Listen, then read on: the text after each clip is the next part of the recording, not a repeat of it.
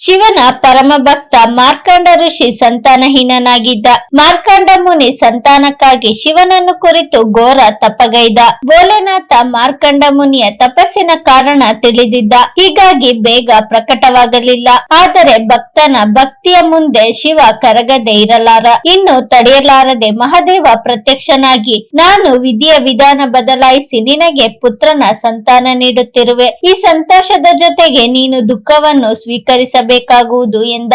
ಏನೇ ಆಗಲಿ ನಿನ್ನದೇ ಪ್ರಸಾದ ಪ್ರಭು. ಮಾರ್ಕಂಡ ಮುನಿ ಭಕ್ತಿಯಿಂದ ಕೈಮುಗಿದ. ಶಿವನ ಅನುಗ್ರಹದಿಂದ ಮಾರ್ಕಂಡ ದಂಪತಿಗೆ ಪುತ್ರ ಸಂತಾನವಾಯಿತು. ಅವನಿಗೆ ಮಾರ್ಕಂಡೇಯ ಎಂದು ನಾಮಕರಣ ಮಾಡಿದರು. ಜ್ಯೋತಿಷಿಗಳು ಈ ಮಗು ಅಲ್ಪಾಯುವಾಗಿದ್ದು ಕೇವಲ 12 ವರ್ಷ ಆಯಸ್ಸು ಎಂದರು. ಜ್ಯೋತಿಷಿಯ ಮಾತಿನಿಂದ ಮಾರ್ಕಂಡ ಮುನಿಯ ಹರ್ಷ ಹಿಂಗಿ ಹೋಯಿತು. ಅವನು ತನ್ನ ಪತ್ನಿಗೆ ಅಭಯ ಹೇಳುತ್ತಾ, ಯಾರು ಈ ಪುತ್ರನನ್ನು ವರವಾಗಿ ನೀಡಿದರೋ ಆ ಪರಮೇಶ್ವರನೇ ಇವನ ರಕ್ಷಣೆ ಮಾಡುತ್ತಾನೆ. ಭಾಗ್ಯವನ್ನು ಬದಲಾಯಿಸುವುದು ಅವನಿಗೆ ಮಾತ್ರ ಸಾಧ್ಯ ಎಂದು ಸಮಾಧಾನ ಮಾಡಿದನು. ಹೀಗಿರಲು ಮಾರ್ಕಂಡೇಯ ದಿನ ಬೆಳೆದಂತೆ ಅವನ ತಾಯಿಗೆ ಅವನನ್ನು ಕುರಿತು ಯೋಚನೆಯಾಯಿತು. ಅವಳ ಆತಂಕವನ್ನು ನೋಡಿ ಮಾರ್ಕಂಡೇಯ ಅವಳನ್ನು ಕಾರಣ ಕೇಳಿದಾಗ ಅವನ ಅಲ್ಪಾಯಸ್ಸಿನ ವಿಷಯ ತಿಳಿಯಿತು.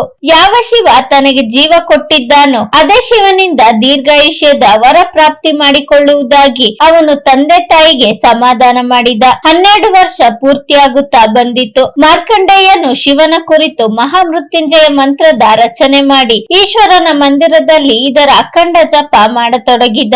ಓಂ ತ್ರಯಂಬಕಂ ಯಜಾಮಹೆ ಸುಗಂಧಿಂ ಪುಷ್ಟಿವರ್ಧನ ಪೂರ್ವಾರುಕಮೇವ ಬಂಧನಾತ್ ಮೃತ್ಯೋರ್ಮುಕ್ಷಿ ಯಮಾಮೃತಾತ್. 12 ವರ್ಷದ ಗಡುವು ಪೂರ್ತಿಯಾಗುತ್ತಿದ್ದಂತೆ ಯಮದೂತರು ಅವನನ್ನು ಕರೆದೊಯ್ಯಲು ಬಂದರು. ಮಾರ್ಕಂಡೇಯನ ಮಹಾಕಾಲನ ಆರಾಧನೆಯಲ್ಲಿ ತೊಡಗಿದ್ದುದನ್ನು ನೋಡಿದರು. ಅವರು ಸ್ವಲ್ಪ ಹೊತ್ತು ಪ್ರತೀಕ್ಷೆ ಮಾಡಿದರು. ಯಮದೂತರಿಗೆ ಅವನನ್ನು ಮುಟ್ಟುವ ಸಾಹಸವಾಗಲಿಲ್ಲ. ಅವರು ಮರಳಿ ಬಂದು ಯಮನಿಗೆ ತಿಳಿಸಿದರು. ಆ ಬಾಲಕನ ಬಳಿ ಹೋಗುವ ಪ್ರಯತ್ನವನ್ನು ಮಾಡದಾದೆವು ಎಂದರು. ಈಗ ಸಾಕ್ಷಾತ್ ಯಮನೆ ಅವನನ್ನು ಕರೆತರಲು ಹೋದ. ಯಮರಾಜ ಮಾರ್ಕಂಡೇಯನ ಬಳಿ ಬಂದಾಗ ಬಾಲಕ ಯಮರಾಜನನ್ನು ನೋಡಿ ಮತ್ತಷ್ಟು ಉಚ್ಚ ಸ್ವರದಲ್ಲಿ ಮಹಾಮೃತ್ಯುಂಜಯ ಮಂತ್ರದ ಪಠಣೆ ಮಾಡುತ್ತಾ ಶಿವನ ಲಿಂಗವನ್ನು ಅಪ್ಪಿ ಕುಳಿತ.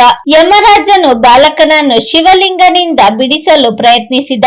ಆದರೆ ಇಡೀ ದೇವಾಲಯವೇ ಕಂಪಿಸಿತು. ಒಂದು ಪ್ರಖರವಾದ ಬೆಳಕು ಯಮರಾಜನ ಕಣ್ಣು ಕಟ್ಟಿತು. ಶಿವಲಿಂಗದೊಳಗಿಂದ ಮಹಾಕಾಲನು ಪ್ರತ್ಯಕ್ಷನಾದನು. ಅವನು ಕೈಯಲ್ಲಿ ತ್ರಿಶೂಲ ಹಿಡಿದು ಯಮರಾಜನನ್ನು ಎಚ್ಚರಿಸಿದ.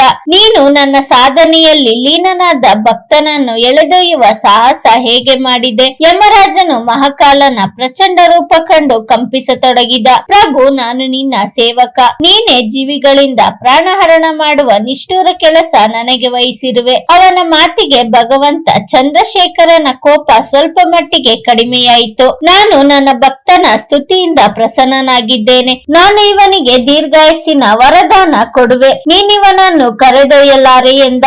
ಆಗ ಯಮರಾಜ ಬರಿ ಕೈಯಲ್ಲಿ ಮರಳಬೇಕಾಯಿತು. ಮಹಾಕಾಲನ ಕೃಪೆಯಿಂದ ಮಾರ್ಕಂಡೇಯ ದೀರ್ಘಾಯುವಾದ. ಅವನಿಂದ ರಚಿತವಾದ ಮಹಾಮೃತ್ಯುಂಜಯ ಮಂತ್ರವು ಕಾಲನನ್ನು ಗೆದ್ದು ಬಿಟ್ಟಿತು. ಭಕ್ತಿ ಮತ್ತು ನಂಬಿಕೆ ಭಗವಂತನ ಮನಸ್ಸನ್ನು ಬದಲಾಯಿಸಿ ಬಿಡುತ್ತದೆ ಎನ್ನುವುದಕ್ಕೆ ಇದೇ ಸಾಕ್ಷಿಯಾಗಿದೆ.